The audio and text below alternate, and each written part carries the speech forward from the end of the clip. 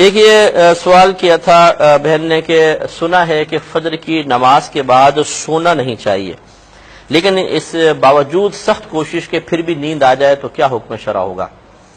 دیکھیں، یہ ہمارے نبی کریم صلی اللہ علیہ وسلم نے منع فرمایا کہ فجر کے بعد کوئی شخص نہ سوئے، کیونکہ وہ تقسیم رزق کا وقت ہوتا ہے تو انسان بہت ساری نعمتوں سے برکتوں سے محروم ہو جاتا ہے۔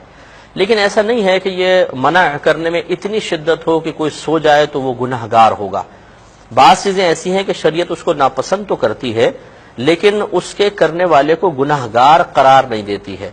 ایسا کوئی عمل جس کو شریعت ناپسند کر رہی ہو لیکن کرنے والا گناہ گار نہ ہو، مکروہ تنزیہی کہلاتا ہے۔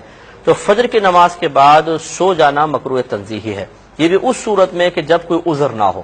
ویسے سستی آدمی کون جاگے یا سو گئے، یہ مکروہ تنزیہ ہے۔ اور اگر تھکن ہے، کوئی مطلب یہ کہ سخت محنت کی تھی رات میں، اس وجہ سے یہ طبیعت خراب ہے، تو پھر کوئی کراہت نہیں ہے، پھر سو سکتے ہیں۔ اس میں تھوڑا سا کلام مزید کروں گا لیکن ایک چھوٹے سے بریک کے بعد۔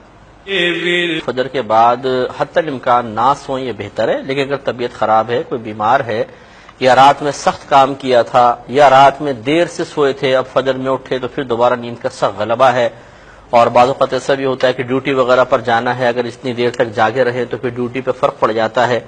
یہ جیسے بچے ہوتے ہیں، یہ ان کو فجر کا ہمیں عادی یقیناً بنانا چاہیے۔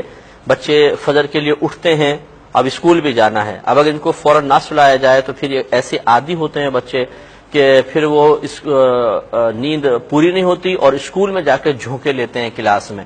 تو ایسی صورتوں میں ضرور آدمی فجر کے بعد سو سکتا ہے کہ گناہ نہیں ہے۔